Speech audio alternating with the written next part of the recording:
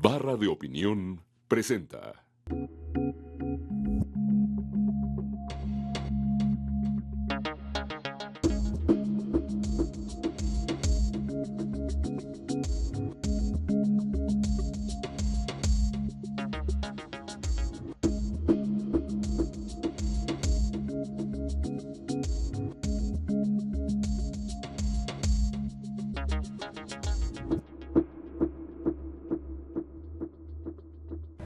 Muy buenas noches, bienvenidos a esta emisión de Entre Tres.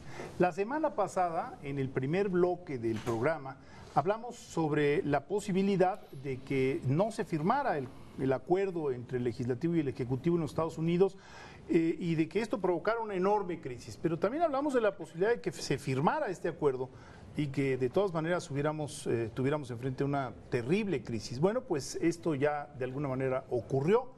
El hecho es que el fin de semana se inició con una pésima noticia para los Estados Unidos y para el mundo, y es que la calificadora Standard & Poor's le redujo su calidad en la deuda a los Estados Unidos, la pasó de AAA a AA+, y esto es una cosilla ahí, parece menor, pero eso hizo que los Estados Unidos quedaran calificados por debajo de 18 países y 25 empresas. Su deuda es calificada como menos sólida que la de estas entidades. Y bueno, se podrá usted imaginar, cerramos el fin de semana o iniciamos el fin de semana con la especulación de que iba a haber otro lunes negro, es decir, que esta noticia iba a sacudir pues a todo el mundo, porque de hecho los tenedores de los bonos del gobierno norteamericano pues están regados en todo el mundo, y así fue. El lunes se abrió cayendo las bolsas de Asia, cayendo las bolsas del Medio Oriente, las bolsas europeas, y ahora por supuesto las del continente norteamericano, las de América, toda América, con caídas realmente muy fuertes, equiparables a las que tuvimos en el 2008, en la crisis del 2008-2009, 6%, 5-6%.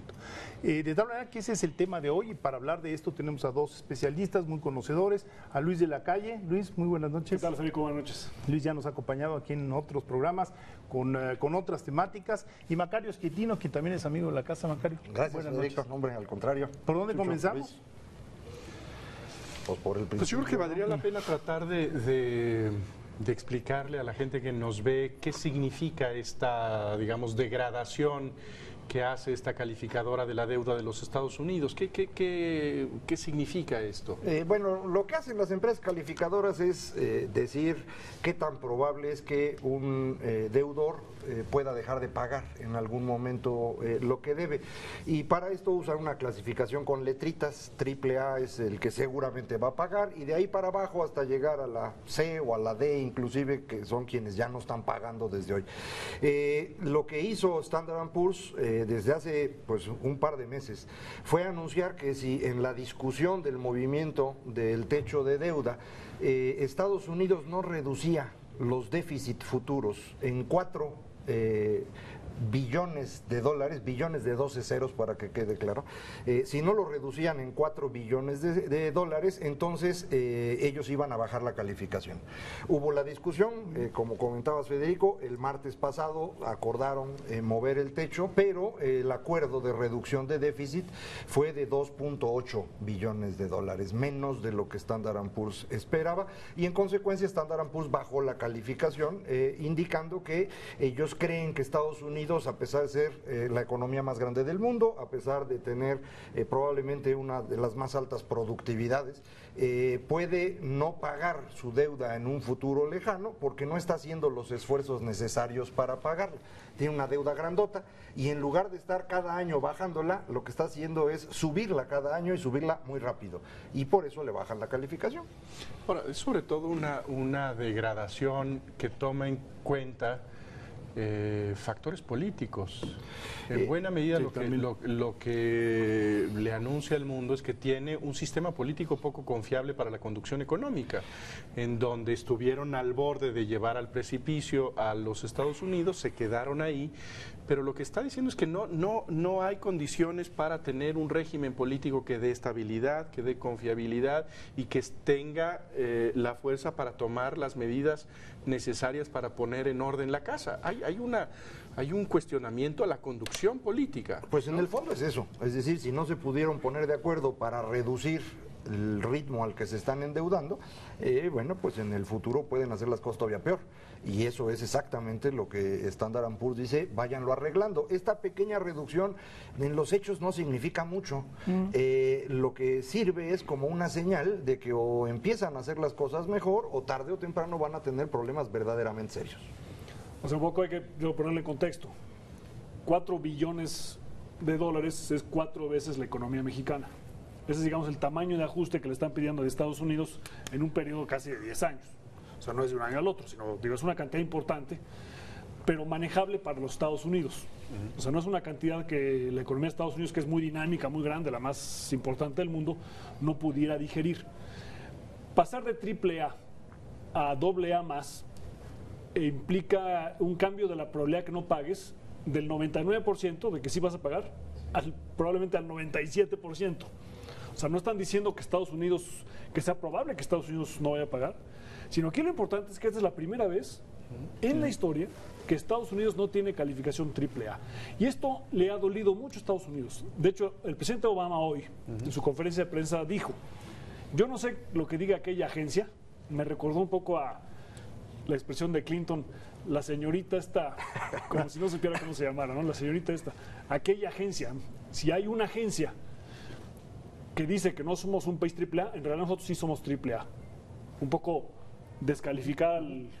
Sí, pero de lo que habla es de un orgullo nacional herido, ¿no? Exacto, un orgullo nacional herido porque a Estados Unidos el hecho de que alguien dude del valor, o sea, los billetes de Estados Unidos tienen el respaldo del Tesoro de Estados Unidos y un poco incluso divino, ¿no? Porque dicen, confiamos en Dios, ¿no? O sea, este es el valor del fiduciario de Estados Unidos que tiene mucho, que es muy alto, y perder esta virginidad, pues es una cosa muy importante. Ahora, esa no es la razón por la que cayeron las bolsas.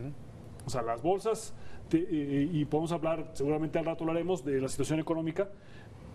Las bolsas reflejan un poco el cambio de expectativas. Sí.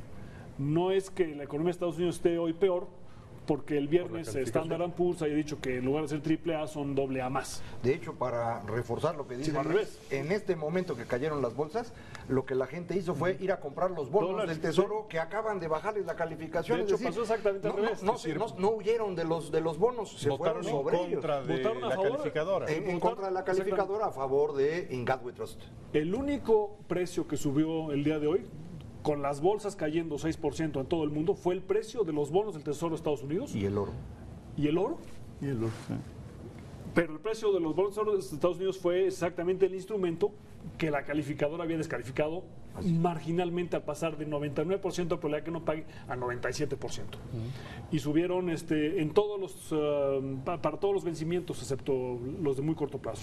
Ahora, también, digamos, regresando al asunto de por qué caen las bolsas, también es que la señal tiene un efecto indirecto que probablemente el crecimiento al incrementarse los rendimientos pues no vaya a ser el esperado y entonces hay un encadenamiento, ¿no? Los mercados están leyendo el futuro y el futuro es menos promisorio hoy, de alguna manera, de lo que lo era el jueves o hace una semana cuando tenías la esperanza de que realmente hubiera un acuerdo que atacara el problema de fondo de la deuda, ¿no? Bueno, más o menos, o sea, sí.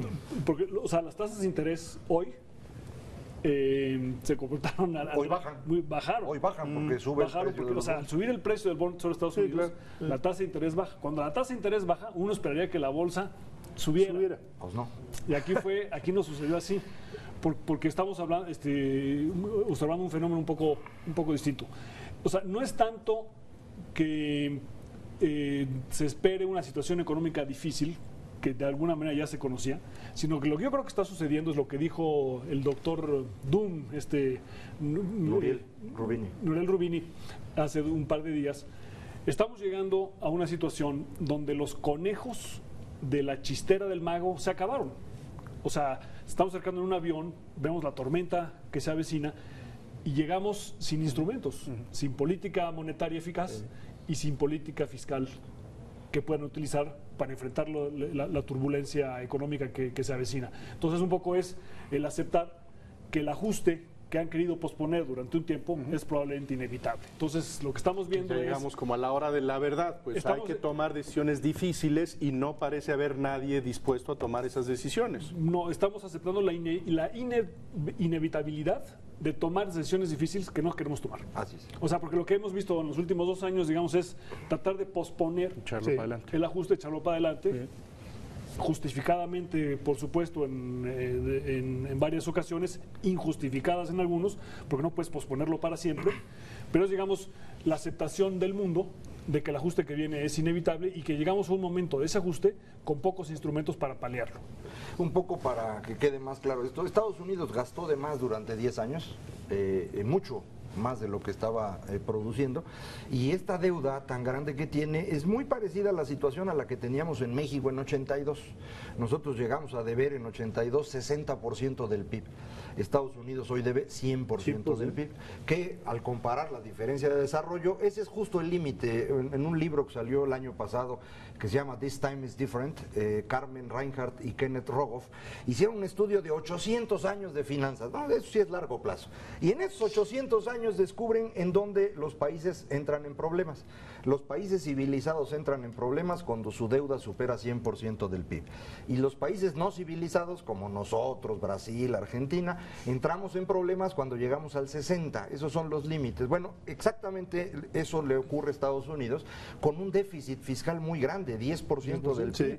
Eso es lo que nosotros tuvimos en 82 o en 86, más o menos. Entonces, lo que tiene que hacer Estados Unidos es un poquito lo que hicimos nosotros en los 80. Echarnos 7 años aguantando vara, aumentando impuestos, reduciendo gasto, empezando a trabajar, puras cosas horribles. Y eso es lo que tiene que hacer Estados Unidos. No lo quieren hacer, quieren aumentar el gasto y a ver si con eso la libran. No la van a librar, van a tener que trabajar. Ahora, si Estados Unidos fuera un país normal, ya lo hubieran pagado. no lo es. Hace mucho que le hubieran atacado al dólar, se hubiera devaluado sensiblemente el dólar y Estados Unidos se hubiera ajustado. Sus tasas de interés hubieran ido a las nubes. Todas las cosas que Estados Unidos nos recomendaba a nosotros, ellos no han querido hacerlas. Subir su tasa de interés, bajar su gasto, arreglar el problema de la deuda. Y ahora van a tener que empezar a hacerlas, pero con una posición de relativa fortaleza, porque ellos tienen la moneda, que es una moneda de reserva, lo que les permite tener mucho más margen que lo que tendría un país como, por ejemplo, el Reino Unido. O sea, David Cameron, que es el primer ministro del Reino Unido, se vio en la obligación, se vio forzado a hacer un programa de ajuste hace año y medio que entró al poder y lo ha estado implementando, porque si no la libra esterlina se hubiera ido a las nubes y hubiera tenido que ajustarse, el mercado se hubiera ajustado. A Grecia también lo está forzando el mercado a ajustarse, a España también, y a Estados Unidos ahora las circunstancias empiezan a obligarlo a empezar a pensar en un programa serio de ajuste, y por eso se caen las bolsas, porque están previendo los años difíciles de trabajo, de esfuerzo, de recortes, que la gente no quiere tomar. Ahora, algo que me llamó poderosamente la atención es la diferencia en las reacciones entre, por ejemplo, China y Japón. ¿No? Japón tuvo una reacción bastante mesurada. Bueno, Japón trae una deuda del 160%, 200% del PIB. En cambio, el gobierno de Beijing tuvo una reacción en el sentido de decir, señores, pónganse en orden. Pónganse en orden. Están gastando cifras inaceptables en su sistema de seguridad social y en milicia. Y más vale que reflexionen sobre esto, ¿no? China quiere ser un jugador en serio y ellos están gastando más o menos lo mismo que Estados Unidos en gasto militar. Los dos países andan en 5% de su Producto Interno Bruto. Son los países que más gastan, exceptuando el Medio Oriente, ¿no? Que esa es una cosa aparte. Pero de los países grandotes, ellos son los que gastan en serio. China está tratando de empezar a controlar su mar territorial y eso se va a poner muy interesante en los próximos 10 años. Pero en este esfuerzo, a China le preocupa muchísimo que Estados Unidos esté hecho bolas y además le sirve porque pueden decir con toda claridad, ya ven cómo es la democracia. Vean cómo se pelean y no resuelven nada. Estamos bien así como estamos, ni le muevan. Entonces, China va a cosechar mucho de esto, más allá de que estén criticando a los gringos en este momento. Y ese es el mensaje más importante, porque digo, con el gran reto que se enfrenta, si ustedes recuerdan, en los años 80, en los países de América Latina tuvimos programas de ajuste muy severos. A partir de 1982, en agosto de 82, cuando México fue a Washington a decir que no teníamos suficiente dinero para pagar la deuda. De ahí vinieron 10 años de ajustes en América Latina, con mayor o menor esfuerzo cada uno de ellos. Los países donde se hacían los ajustes eran medianamente democráticos. algunos claramente no lo eran. Y se pudieron procesar los ajustes en parte por eso. La gran pregunta ahora es si los países occidentales, las grandes democracias occidentales, pueden democráticamente, con gobiernos divididos, procesar un ajuste de este tamaño. Entonces, lo que la gente le llama el espectáculo que hubo en Estados Unidos en la última semana para decidir si elevaban el techo o no de la deuda, que lo ven como un problema, yo no estoy de acuerdo. Yo creo que es parte de un proceso de ajuste en un sistema democrático de pesos y contrapesos que tiene que tomar decisiones que son altamente dolorosas y que solamente se pueden procesar en un debate público. En cambio, en China pueden hacer un periférico derecho porque no necesitan ni expropiar y pueden correr a la gente. Pero en Estados Unidos no se puede disminuir el gasto en salud sin tener un consenso mínimo de cómo hacerlo. O elevar los impuestos. Entonces, digo, es realmente un experimento muy interesante de si las democracias occidentales pueden procesar un ajuste de esta magnitud. Pero sí es uno de los enigmas de este momento. ¿Cómo se pueden procesar ajustes que pueden ser tan dolorosos, tan complicados, tan socialmente costosos en un marco democrático? ¿Cómo se puede hacer, digamos, veamos España, ¿no? España, donde hay este clima de indignación pública con un gran desprestigio de los partidos políticos y en donde pues parece que el próximo gobierno tendrá bien dictar las políticas más contrarias a ese movimiento de indignación. ¿Cómo se puede procesar? Pues es una incógnita que no sabemos cómo se va a resolver, ¿no? Por eso adelantaron la elección. Ahora, con una diferencia muy importante. Por ejemplo, Grecia, no sé si recuerdan ustedes, la revista británica The Economist hace año y medio, tenía el Partenón y unos helicópteros que venían llegando arriba, ¿no? Y tenían, uno de ellos era el Fondo Monetario Internacional, el otro era Bruselas y el otro el Banco Europeo de... Y entonces la interpretación de la gente era, oye, nos vienen a salvar. Los griegos decían, no, nos vienen a invadir. O sea, en Grecia y en España le puedes echar la culpa al Fondo Monetario, le puedes echar la culpa al Banco Central Europeo o a Bruselas. Lo que hicimos en 82, en América Latina, le echamos la culpa al Fondo Monetario. El neoliberalismo. Sí. En Estados Unidos no tiene nadie que les hable fuerte. ¿A quién le echan la culpa? ¿A quién le echan la culpa? Excepto a Obama. Standard & Poor's. Ahora ya tienen aquí. Bueno, tenemos que hacer una pausa y regresamos muy pronto a seguir hablando de estos asuntos.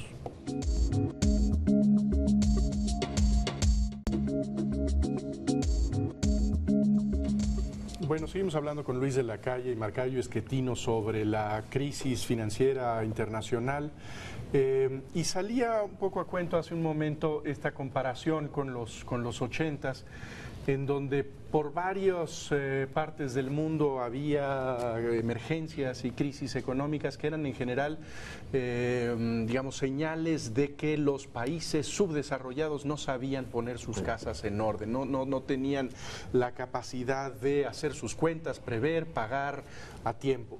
Ahora lo que tenemos son señales que pues los problemas vienen de aquellos maestros altaneros que nos decían cómo había que comportarse, que vienen de Estados Unidos, que vienen de las grandes economías europeas, incluso en fechas recientes con la alarma de lo que está pasando en Italia, que ya no es una economía pequeñita, digamos, como la griega, como la portuguesa, sino de un tamaño de la que no se le puede echar ahí un anzuelo para rescatar. Europa parece que nos está mandando señales de mayor preocupación de las que vienen de Estados Unidos, ¿no? Incluso yo creo que parte de lo que vimos el día de hoy es producto de los dos fenómenos.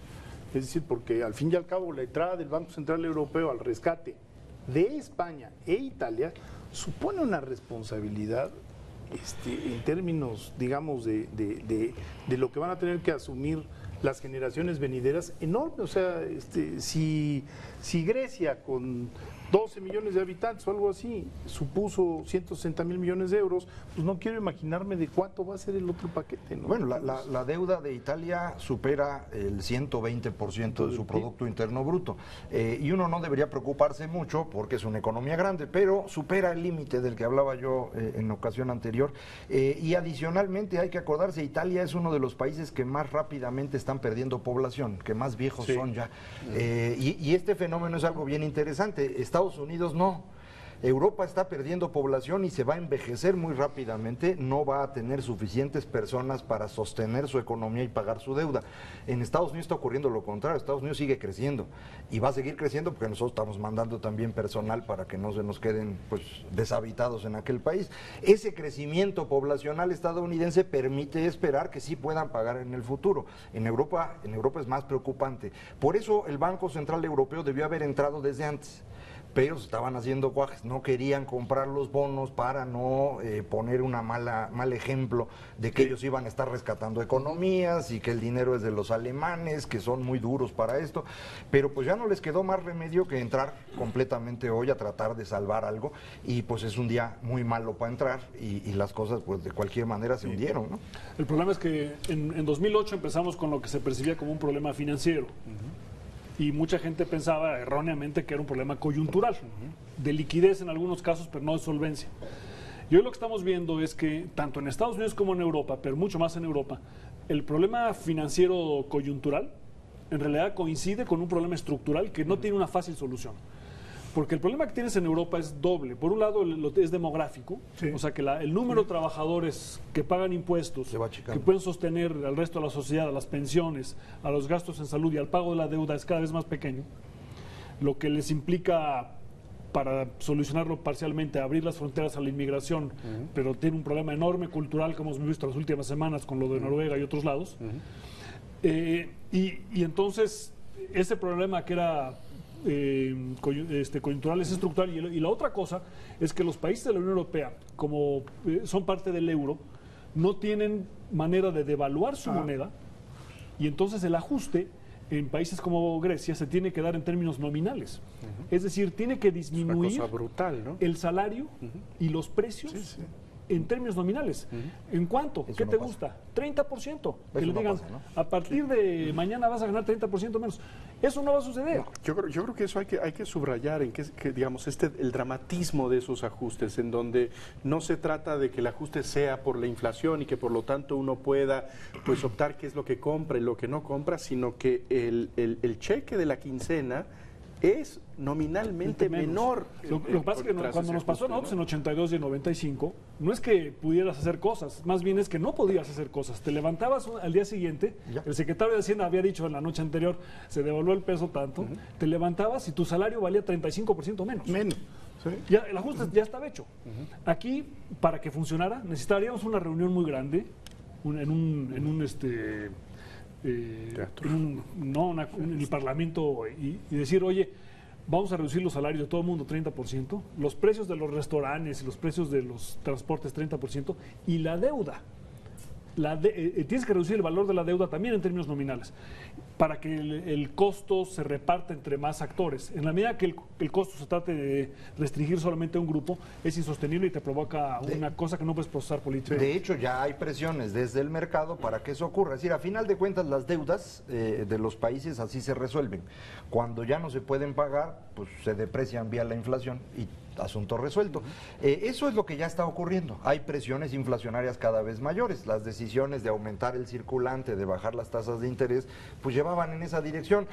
Probablemente no ocurra este año, sino hacia mediados del año próximo, pero vamos a ver un incremento importante inflacionario que va a ir tragándose parte de este problema, que bueno, va a resolver el asunto estructural con algunas posibilidades. El coyuntural es el que ahorita todo el mundo está muy nervioso y yo sí creo que vale la pena insistir. Las caídas que hemos tenido durante este mes, o sea, la semana pasada y este día de hoy, son producto de nerviosismo, son producto de miedo, no tienen una argumentación muy racional detrás, es decir, de pronto se les sumó todo junto, se dieron cuenta que las economías no están creciendo, se dieron cuenta que todo mundo envejece, que es un problema estructural, y además le bajan la calificación a Estados Unidos y no se ponen de acuerdo, y Obama cada vez que habla se cae la bolsa, pues así cualquiera se espanta, ¿no? Entonces eso es lo que estamos viendo ahorita, yo espero que eso se serene en los próximos días. Pero independientemente de esa, digamos, de ese barullo, a mí me parece que es importante tratar de darnos cuenta de esto que mencionas hace un momento. ¿Cuál es el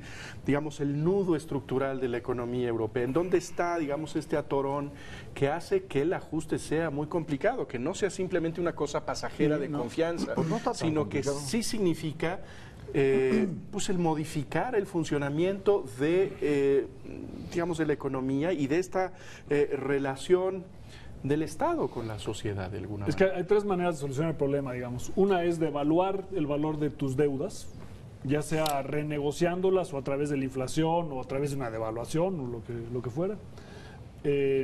Esa es una. La otra es disminuir las tasas de interés. O sea, la tasa de interés que está pagando ahora Grecia o España es prohibitiva. A esa tasa de interés sus deudas se van a ir acumulando en el tiempo. Y la tercera es crecer. Porque al crecer, el pastel se hace más grande y la deuda se hace relativamente más pequeña. Entonces están un poco atorados entre estas tres. ¿Cómo le hacemos para armar un paquete de tal manera que me permita la reducción de la deuda, la disminución de las tasas de interés y empezar a vislumbrar el crecimiento sin poder devaluar el euro? Porque la alternativa es salirse del euro y devaluarlo, y la devaluación te provee un espacio para poder crecer. Lo que requiere Grecia de alguna manera es ser un poco más barato, para que los turistas alemanes, en lugar de irse a Turquía, se vayan a Grecia. Y hay una cosa aquí muy complicada, y es que a todo mundo le conviene ahorita devaluarse. Es decir, el euro podría resolver los problemas de buena parte de Europa devaluándose. Estados Unidos tiene que devaluarse, pero China no quiere que se devalúen, porque entonces tendrían que devaluarse ellos. Lo mismo ocurre con Japón. Entonces hay una tentación general de devaluación, que a mí me parece que vale la pena regresarnos un poco en la historia para ver fenómenos similares. Y estamos viendo un fenómeno similar a lo ocurrido en los años 20 y 30. En los años 20 y 30 del siglo XX, Inglaterra dejó de ser la potencia, la libra dejó de ser la moneda de referencia y fue sustituida por el dólar. La secuencia de hechos es muy parecida. Después de la Primera Guerra Mundial, Inglaterra debía mucho más de lo que podía pagar y tuvo que empezar a hacer lo que está haciendo Estados Unidos ahorita. No había en ese momento calificadoras que pudieran decir los ingleses no van a pagar y le bajo la calificación, pero el mercado lo fue diciendo, y esto empezó a provocar una transformación que en ese momento tenía una oportunidad.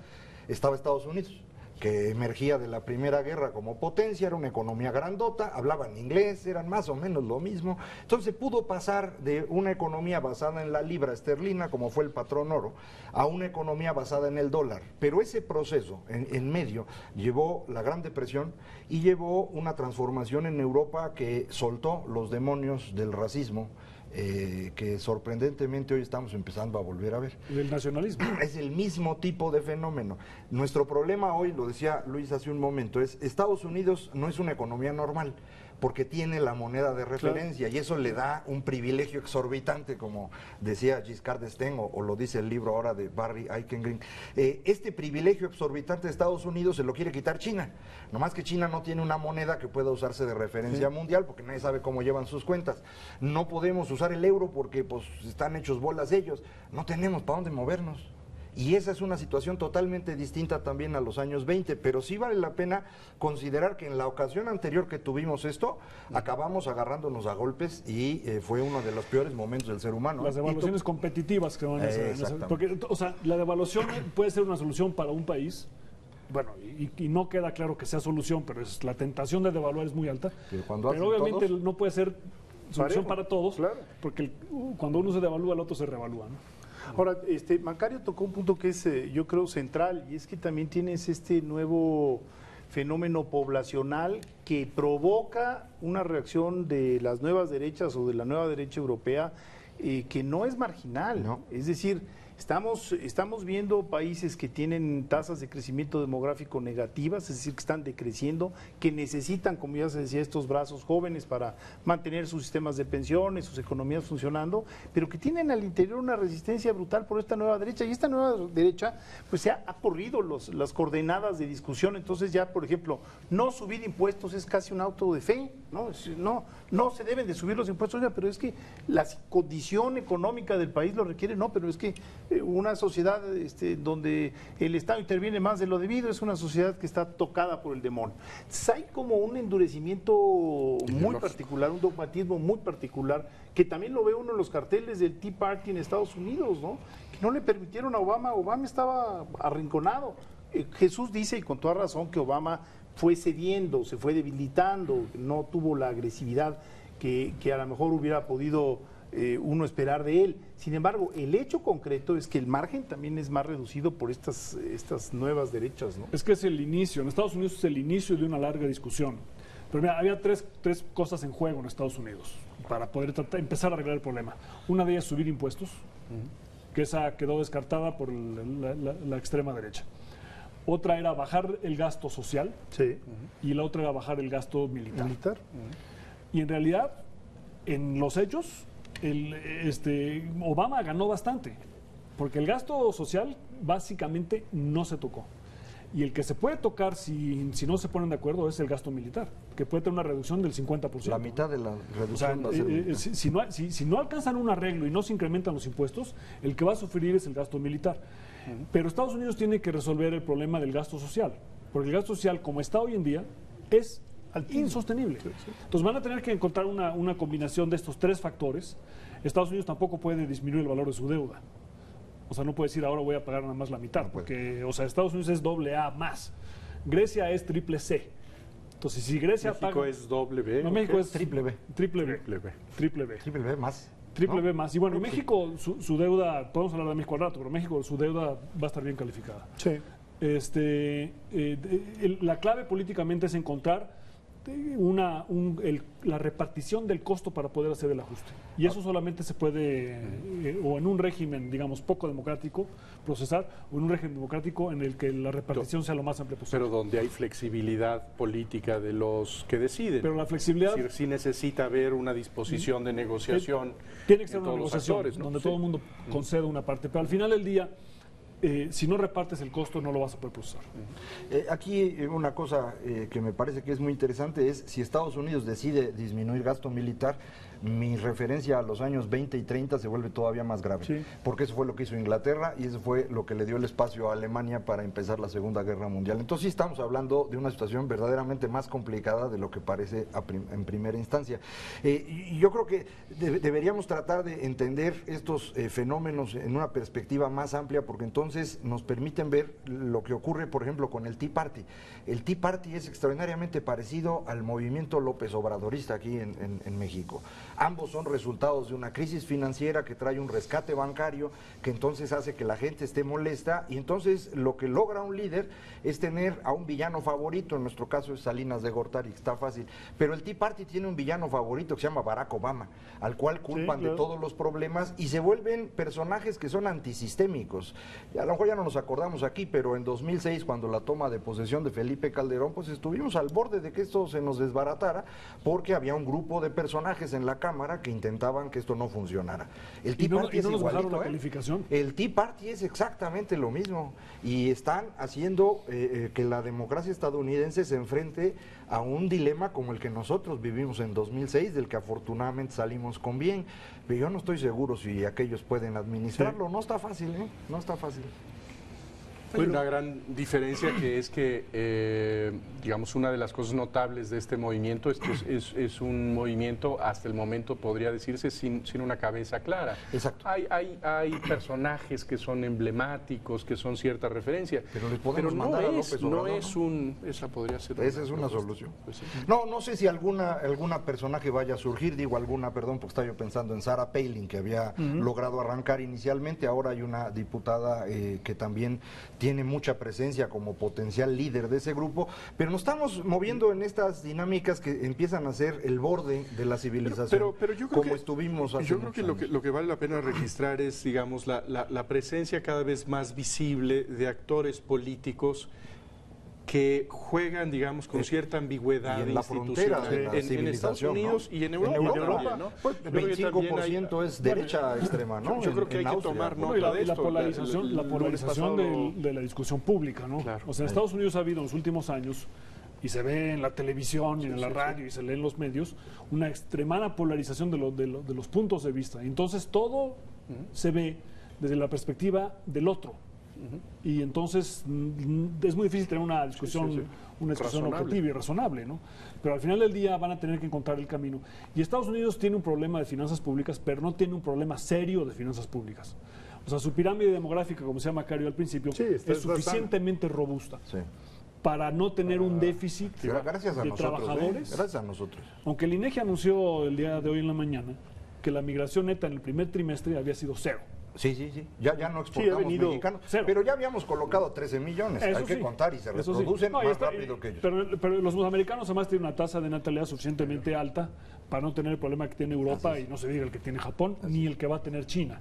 Que China es muy grave. Gravísimo, Estados Unidos, además por la enorme flexibilidad de esa economía y su solidez y las instituciones de excelencia que tiene un problema de mediano plazo. En cambio, la Unión Europea, sobre todo la parte sur de la Unión Europea, tiene un problema estructural de mucho mayor difícil solución.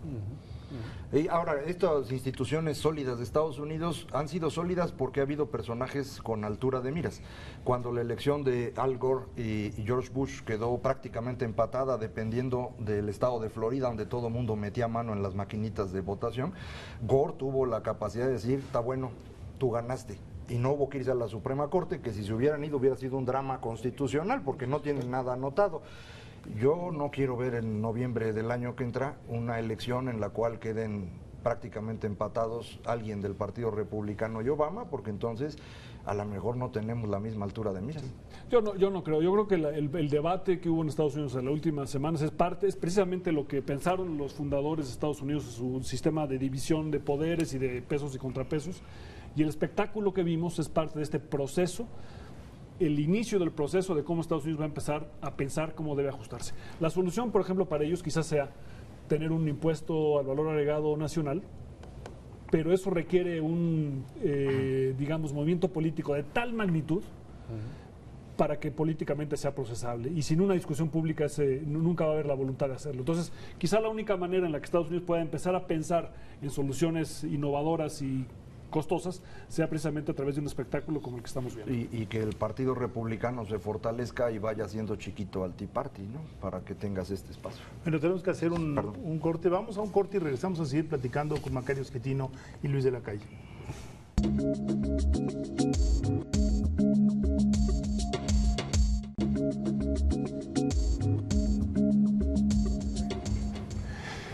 Regresamos aquí a seguir hablando de esta amalgama de problemas, porque en realidad es una amalgama de problemas poblacionales, económicos. Y Jesús marcó al principio del programa un asunto que es muy interesante, que es también la crisis de liderazgo político. Es decir, estamos viendo a los países más ricos, en teoría a las democracias más estables, a los países más institucionalizados, aquellos que tienen mayor nivel educativo, donde existen más profesionistas por 1000 habitantes, las mejores universidades, el gasto mayoritario en investigación. Son estos países justamente los que pues como que no vieron venir su realidad, como que no adoptaron las decisiones adecuadas. Curiosamente, esta no es una crisis sorpresiva como la de los derivados, en donde pues salió un asunto debajo de la mesa que no estaba contemplado. Este es un asunto del cual hemos venido hablando durante mucho tiempo, es decir, la deuda norteamericana ha venido creciendo y creciendo y creciendo. El señor George Bush, hijo, tomó la presidencia con un superávit, la dejó con un déficit marcadísimo. Es decir, no hay novedades en la información. Lo de España todo el mundo lo sabía y no se hizo lo necesario. Quizá la única sorpresa donde realmente hubo mentira es en el caso griego, pero el resto de los países pues, tenían estas cifras anunciadas y sin embargo las dirigencias no han tomado las decisiones. ¿Por qué? Porque podían posponerlas. Sí, y O sea, pues son decisiones difíciles. ¿Para qué tomarlas, no? Y es un problema de incentivos. En la medida que tú puedas posponerla, la pospones. Ahora, nosotros ya hemos en América Latina pasado por varios episodios de eso y sabemos que posponerlas en el largo plazo tiene un costo muy alto. Entonces hay un premio, digamos, a portarse bien, que tanto se nos ha criticado. ¿Cómo es que México se porta bien? Bueno, nos portamos bien porque antes nos portábamos mal y nos dolió mucho el ajuste. Entonces, un poco lo que ha sucedido es esto. Y además, cuando se negoció en el Tratado de Maastricht y después el inicio del euro, se habló extensísimamente de esto, del problema que era tener una unión monetaria sin tener una unión en la parte fiscal y las contradicciones internas que podían surgir de tal fenómeno. Entonces, lo que le permitió a países como España o países como Grecia fue endeudarse en plazos y tasas como si fueran Alemania. Sí. Pero Grecia es Alemania, como si fueran Grecia, mano. ni España es Alemania, ni Italia es Alemania. Y entonces se endeudaron y trataron de extender sus deudas como si fueran Alemania. Y se sobreendeudaron y están ahora pagando las consecuencias. Endeudamientos distintos, porque en Grecia se endeudó el gobierno, el sector privado, en España se endeudó sobre todo el sector privado, bueno, y en Italia llevan muchos años. En Italia siempre han hecho una cosa muy... Pero se endeudan consigo mismos. Exacto, es una cosa muy interesante. Porque se endeudan consigo En mismos. Italia es una gran deuda del sector público, que en realidad es ahorro del sector privado. Son ellos los que están endeudados consigo mismos, no es tan serio. Por eso no había estallado como en Bélgica, que Sí, Bélgica también. el problema de Italia.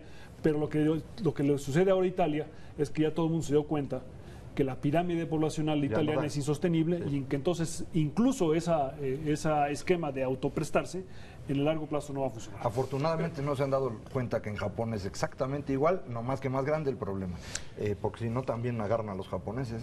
Ahora habría que ver de qué manera esto va a llegar o está llegando a México. Había ahí ayer una caricatura de Paco Calderón en el periódico Reforma que me parece muy buena imagen, una gran bola de nieve que Una está avalancha. por caer a la casa mexicana y dice el que habita ahí, bueno, nosotros no tenemos problema porque aquí ni nieva, ¿no? Pues va a caer esa bola de nieve. Hay yo creo que tres cosas distintas que vale la pena ver. Uno es el fenómeno ahorita de corto plazo, que todo el mundo está nervioso y las bolsas caen y entonces nos ponemos espantados como si ya mañana viniera una gran recesión. Eso no es así, es gran nerviosismo que tiene efectos financieros, y en la parte financiera México está muy bien. México tiene una deuda muy pequeña en términos del tamaño de nuestra economía. Para es una decirlo, deuda es 30 y tantos por ciento. 30% del PIB, dividido más o menos mitad y mitad entre deuda externa y deuda interna. Tenemos para pagar, bueno, de hecho, si mides la deuda externa neta, es decir, quitando lo que valen las reservas del banco, nuestra deuda es negativa, man. Nos sobran reservas para pagar la deuda, si quieres, hoy mismo. Por eso las reservas, por eso es muy importante que el Banco de México esté bien fondeado. Luego hay quien quiere usar esa lana para hacer carreteras, que es pura imaginación extraña, pero bueno, dejando de lado. La parte No, y financiera... además tenemos, no tenemos Vencimientos cortos, vencimientos importantes, amortizaciones en los próximos 2 y años. traemos un déficit fiscal del orden de 3% del PIB, que está bastante razonable. Ojalá y lo reduzcamos en el futuro cercano, pero bueno, está bastante bien. Todo lo financiero no es problema. Y tenemos el petróleo a 100. Bueno, ahora menos. Ya Ahora 80, vamos a 80. ya 80. La otra parte, la parte económica, sí dependemos de que la economía de Estados Unidos crezca, porque esa es nuestro principal cliente. Y ahí pues han estado creciendo menos y exportamos menos. Pero aquí es donde viene la parte interesante. Las dos crisis que ha habido recientemente en Estados Unidos, 2001 y 2009, son distintas para nosotros, porque en 2001, cuando ellos entran en crisis, nosotros estábamos con un peso muy fuerte.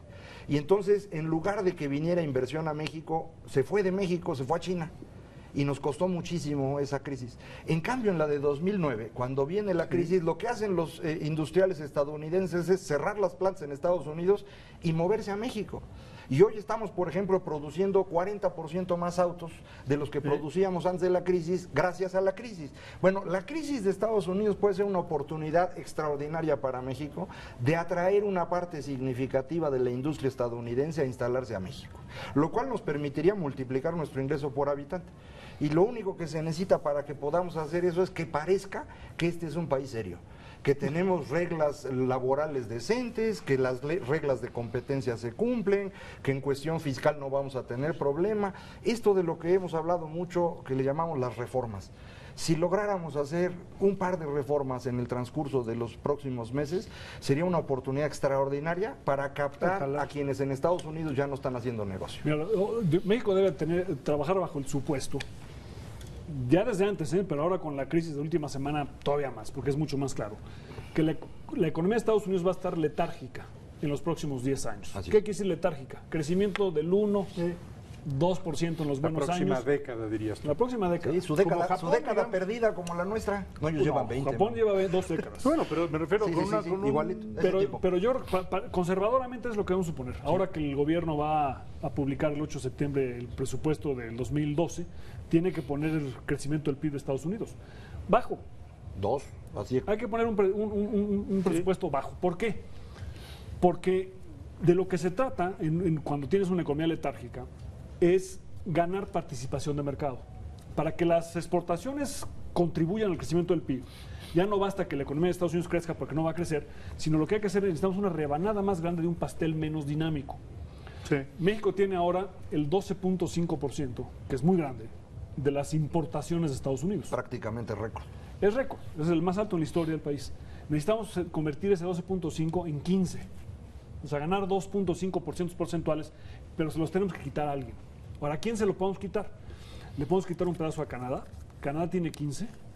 Y al quitárselo a Canadá se lo estamos también quitando al medio oeste de Estados Unidos, ¿no? A Ohio, Illinois, Indiana, El viejo Pensilvania, Rust el Michigan y Ontario, que es Canadá. Otro pedazo lo tenemos que quitar a China. O sea, China Sí. tiene el 17% del mercado de Estados Unidos. Y a lo mejor le podemos quitar un poquito a Alemania, que tiene el 5%. Los demás países están en el chapoteadero, Sí, no hay. con menos de 2%. Brasil, Corea, todos esos que nos dicen que son competidores nuestros, ahí No, están no en el pintan. chapoteadero de los niños, ¿no? Estamos con los grandotes y tenemos que quitarles a cada uno de ellos Un 1 o puntito. 2 puntos porcentuales. Si México pasa de 12.5 a 15%, vamos a tener un gran crecimiento del PIB, a pesar de que la A economía de pesar de- Estados Unidos no crezca. Así es. Ahora, ¿cómo le hacemos para pasar de 12.5 a 15? Pues necesitamos ser, si antes pensábamos que necesitábamos reformas para ser competitivos de 100, bueno, ahora necesitamos 200. Lo que no podemos tener es la clase política pensando que en México podemos posponer las reformas al 2014. En el 2014 estaremos ya a la mitad del proceso de salida de Estados Unidos de su crisis. Y habremos Estamos- perdido la Y oportunidad. habremos perdido la Claro, oportunidad. claro. Porque la otra razón por la que ha venido inversión a México, además de lo que decía Macario del efecto en Estados Unidos, es que las grandes empresas mundiales quieren ahora diversificar el riesgo chino que enfrentan. Entonces, las empresas ya no están dispuestas a poner todos los huevos de su producción en la canasta china y están buscando un país para diversificar ese riesgo. Y México es el mejor del mundo si nos presentamos como un país serio, un país responsable. Sí, de hecho, nuestro competidor, por ejemplo, Brasil, en esto, pues no compite. Nosotros tenemos muchas ventajas sobre Sí. Brasil en términos de atracción de inversión para venderle a Estados Unidos. me Para vender refiero. al mundo Sí, y a entonces Estados Unidos. eso lo podemos realmente multiplicar, reitero, tomando 2, 3, 4 pequeñas decisiones, porque tampoco son decisiones No, no, inmensas. no. La decisión es muy sencilla. Coge uno ley federal del trabajo y la tiran a la basura. Es una decisión sencillita. Y hace uno Muy una ley fácil, sí. sencilla. Una ley breve que permita resolver esto. Es decir, tampoco es tan complejo. ¿eh? No, pero las reformas, que es muy interesante ese punto. Las reformas, el ajuste que requiere Grecia, o España, o Italia, incluso Estados Unidos, es un ajuste bastante doloroso. El Estados Unidos menos que los otros. México no requiere ajustes. México requiere algunos cambios que afectan a algunos grupos de interés, Sí. pero que no son dolorosos para la sociedad en su conjunto. Al contrario, la sociedad se La beneficia. sociedad se va a beneficiar. Entonces, nosotros, digamos, ellos necesitan ir al dentista, que es muy desagradable, pero a largo plazo les conviene, y nosotros tenemos que ir al masajista. O sea, es completamente distinto, pero necesitamos realmente hacerlo. Y sería altamente irresponsable que, previendo que la economía internacional va a estar muy débil en los próximos años, México no haga la tarea que tiene que hacer para realmente posicionarnos. Y luego, porque todos lo vamos a decir, no estamos creciendo porque la culpa economía de los internacional Estados Unidos. no estamos creciendo porque no quisimos aprovechar la oportunidad de realmente expandir nuestra influencia en el mundo. Yo sí quisiera reiterar, porque Chucho se quedó viendo así con duda esto de que son 2 o 3 decisiones sencillas. Sencillas, reitero, como dice Luis, no cuestan en términos de sacrificio de la población. Su dificultad consiste en un proceso político en el cual tienes que demostrarle a los grandes grupos de población el costo de los pequeños grupos privilegiados. Por ejemplo, el caso de los sindicatos. Ese es un costo para México y es un costo para los trabajadores. Hay que acordarse, de cada 3 trabajadores en México, solo 1 tiene prestaciones de salud, porque nuestras leyes son tan restrictivas que la inmensa mayoría de quienes trabajan en México tienen que trabajar Sí. fuera del sistema. Y eso nos cuesta y le cuesta a los trabajadores. ¿Quiénes se benefician de ello? Pequeños grupos con líderes sindicales que coincidentemente son diputados. Bueno, pues yo creo que hay que hacer eso pues transparente para la población e ir motivando la toma de estas decisiones. No va a ser trivial hacerlo, pero sí es más fácil que lo que tiene No, que lo hacer que tiene Grecia, enfrente- que ya hicimos Hombre, nosotros en los 80. Lo mano. lo que tiene que hacer Eso era Grecia difícil. es 2 veces lo que tuvo que hacer México en 1995. O sea, es de ese tamaño el Pues es ajuste. 82, que fue una cosa espantosa aquí en México. En ¿no? México esos ajustes, mira, México no necesita un ajuste de deuda, no necesitamos un ajuste de déficit, no necesitamos un ajuste democrático, no necesitamos un ajuste demográfico. y no necesitamos un ajuste de apertura. Todos nuestros competidores de todo el mundo, incluido Brasil, necesitan alguno de estos ajustes. Nosotros no. México requiere algunos cambios importantes en su régimen laboral, en su régimen fiscal y en su régimen energético. Y son cambios que son costosos para los grupos que se benefician del status quo, pero benéficos para el resto de la sociedad. Y para aclarar, perdón, había otro cambio que había que hacer en México, que era abrir la competencia en el sector empresarial. Ya se hizo. O sea, sorprendentemente ya está. Ya lo hicimos. En abril pasado tenemos una nueva ley de competencia económica que es totalmente distinta. Si podemos hacer eso mismo en los otros 3 niveles a los que se refirió Luis, estamos del otro lado. El argumento sería que hay que, digamos, plantear socialmente el tema en términos de los privilegios de algunos frente a los derechos de la mayoría de los mexicanos, los derechos de los ciudadanos. Y lo extraño es que no haya ninguna fuerza política que haya hecho el argumento públicamente en esos términos. Y sigue habiendo esta idea de la defensa de estos intereses como si fuera parte de nuestra identidad, ¿no? Y nos lleva otra vez al argumento si lo puede hacer bajo un régimen democrático o un régimen autoritario.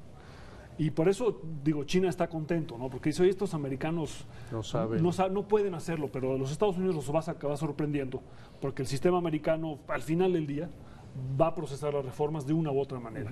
En México ya tratamos ambas maneras, la autoritaria y ahora estamos tratando la democrática. Con la democrática nos cuesta mucho trabajo y entonces hay una cierta nostalgia y estamos pidiendo mayorías automáticas en el Congreso para que las cosas pasen. Sería un gravísimo error. Es un gravísimo error, sí. Bajo el autoritarismo, Uruchurtu construyó el periférico y le salió chueco. Si hubiéramos sido gobernantes ilustrados, si hubiéramos tenido en los años 60 gobernantes ilustrados, el periférico hubiera sido derecho, porque se hubieran respetado los derechos de las mayorías y no de las minorías que hicieron las curvas famosas que tiene nuestro periférico. Y la competitividad requiere que los periféricos y las carreteras salgan derechas. Sí, aunque y solo van a salir derechas en la democracia, no en la autoritarismo. Yo creo que en esto tiene toda la razón, Luis, algo que es bien importante que podamos discutir públicamente, cómo rompemos los privilegios de 2 o 3 grupos que nos están deteniendo, pero que desafortunadamente forman parte de esta cultura nacional, ¿no? El nacionalismo revolucionario sigue vivo dentro de nuestro corazoncito y pues a lo mejor ese resulta ser un ajuste brutal, hay que rompernos el corazón para avanzar. Bueno, ahí lo tienen ustedes, este es un análisis de cómo se ve el mundo después de este fin de semana, después de lo que ocurrió el martes pasado en los Estados Unidos, y cómo México podría aprovechar o desaprovechar esta oportunidad. Macario, mil gracias por haber estado aquí. Gracias, Luis, encantado. Buenas noches. Buenas noches, nos vemos el próximo lunes en Entre Tres. Que descansen.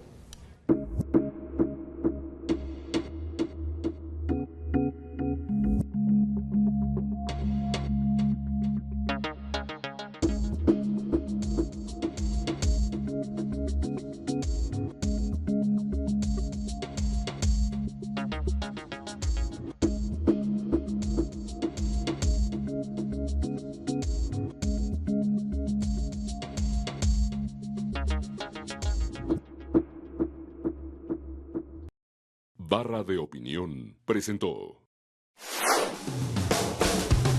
El presidente Barack Obama anunció en días pasados un ajuste de fondo en la estrategia de lucha contra el crimen transnacional. Es importante considerar que se trata del primer ajuste serio en los últimos 15 años. Dentro de los pronunciamientos destaca el considerar al crimen organizado como una amenaza a su seguridad nacional.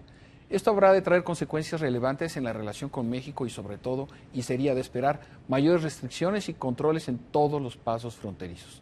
Este aviso implicará también, y hacia el interior de los trabajos de seguridad nacional de los Estados Unidos, una nueva etapa en donde, al menos para Latinoamérica, representará un reto muy importante de coordinación. Es una decisión que tendrá efectos incluso para el resto del continente.